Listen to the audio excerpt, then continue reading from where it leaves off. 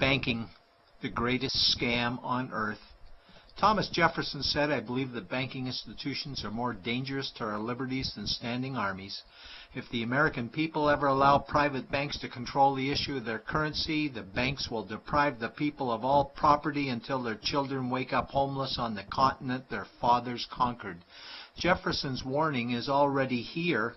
40 million Americans are living on food stamps. Millions more are now homeless, living in tents, all because of one institution, the Federal Reserve System.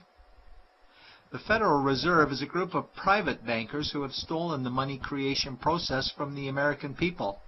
Most people still believe the Fed is an agency of the government working in our best interests. It is not.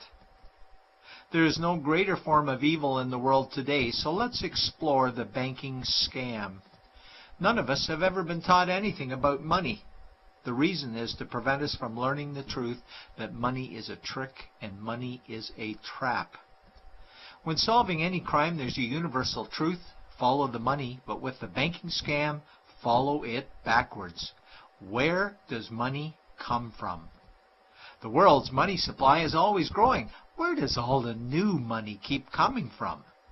Money comes from privately controlled global banks like the Federal Reserve System. They create money every day, which increases the world's money supply. Because all banks are either owned or controlled by private bankers, the real question is, how do private bankers create new money? And the answer is they create it out of thin air. Bankers create money out of nothing. They make it up. It is a fiction. Wow. Godlike power to create something of value out of nothing. A stroke of a keyboard and money is created.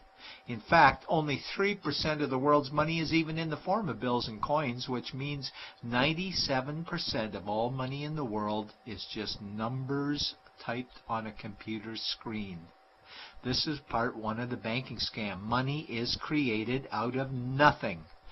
The second part of the scam is this phony money is issued as debt. What is debt exactly? Well, when you consider we work our whole lives to pay it off, you could say debt is slavery. But whose debt is this phony money? It's our debt, all of it.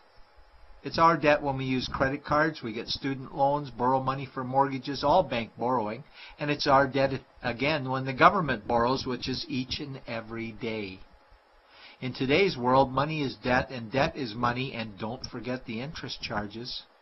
Money equals debt and debt equals slavery, therefore money equals slavery. Our monetary system is a carefully concealed system of slavery.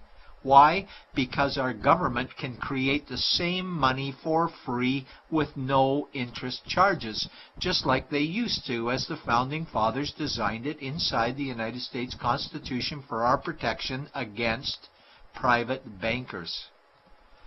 The third part of the banking scam is very evil. When bankers create money from nothing and issue it as debt, they only create the principal portion of the debt. They do not create the money for the future interest payments. There is not enough money in existence for all of us to make our interest payments. In fact, our money creation system is even mathematically impossible. Money issued by the banks, principal debt, does not equal the money demanded back to the banks, principal plus interest. We are forced to play a game of musical chairs to see who can make their debt repayments. This guarantees a world of bankruptcy, competition, and scarcity of money. For example, we go to the bank to borrow money for a house, let's say $100,000. The moment we sign the loan document, the bank creates the money out of thin air. A $100,000 debit gets registered for us and a $100,000 secured credit for them. Then one of two things happens. Either we give the bank 30 years of labor making house payments totaling $300,000 for the original $100,000 we borrowed, or the bank takes our house.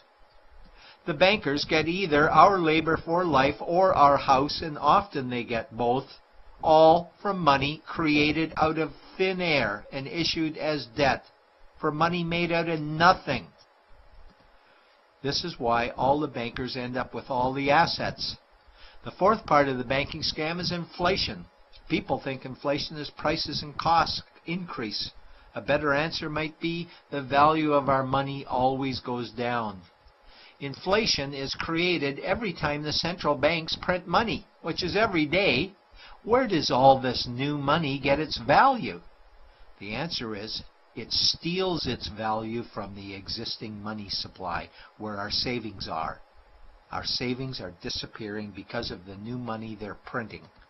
If money creation was in balance with goods and services, there would be no inflation. Prices would stay the same. But the reality is